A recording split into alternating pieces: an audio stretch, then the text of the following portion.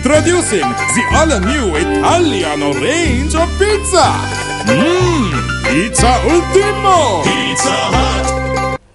கொழும்பு நகரோடாக செல்லும் கால்வாய் ஒன்றில் மீன்கள் உயிரிழந்துள்ளதை அவதானிக்க முடிகின்றது. நேற்றைய தினம் முதல் இவ்வாறு மீன்கள் இறந்துள்ளமையினால் குறித்த பகுதியில் துர்நாற்றம் வீசுவதாக பிரதேசவாசிகள் தெரிவிக்கின்றனர். இதனால் சுகாதார பிரச்சினை ஏற்படக்கூடும் என அவர்கள் குறிப்பிடுகின்றனர். பெல்லான்வில அத்திரிய பகுதியினூடாக புல்குட நீர்த்தக்கம் வரை செல்லும் கால்வாயில் மீன்கள் இவ்வாறு இறந்துள்ளன. 24 மணித்தியாலங்களுக்கும் அதிகமான நேரம் மீன்கள் இறந்துள்ளதுடன் இன்று பிற்பகல் வேளையிலும் அது அவ்வாறே காணப்பட்டது.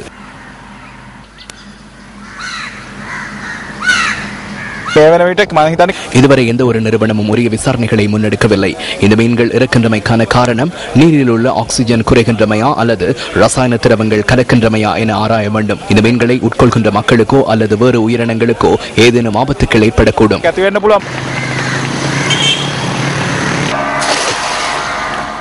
இன்று நாங்கள் குறித்த பகுதிக்கு செல்லும் வேளையில் அங்கு மீனவர்கள் மீன்களை பிடித்துக் கொண்டிருந்ததை அவதானிக்கக்கூடியதாக இருந்தது. உரிய விசாரணைகள் முன்னெடுக்கப்படும் வரை மீன்பிடி நடவடிக்கைகளை தவிர்த்துக் கொள்ளுமாறு போலீசார் மீனவர்களிடம் கோரிக்கை விடுத்துள்ளதாக எமது செய்தியாளர் குறிப்பிட்டார். இயற்கை செயற்பாடுகளினாலேயே மீன்கள் இறப்பதாக மீனவர்கள் தெரிவிக்கின்றனர். மீன்கள் அதிகரித்துள்ளமையினாலேயே மீன்கள் இறக்கின்றன. நஞ்சுத்தன்மை கலந்திருக்கும் பட்சத்தில் அனைத்து மீன்களும் இறக்க வேண்டும். கோடிக்கணக்கான மீன்கள் இன்னும் இருக்கின்றன. இதில் மீன்கள் அதிகமாக உள்ளன. எதிர்வரும் ஆண்டின் இந்த கால பகுதியில் வந்து பார்த்தால் மீன்கள் இதே போன்று இறப்பதை அவதானிக்க முடியும். நான் வலைகளை போட மாட்டேன்.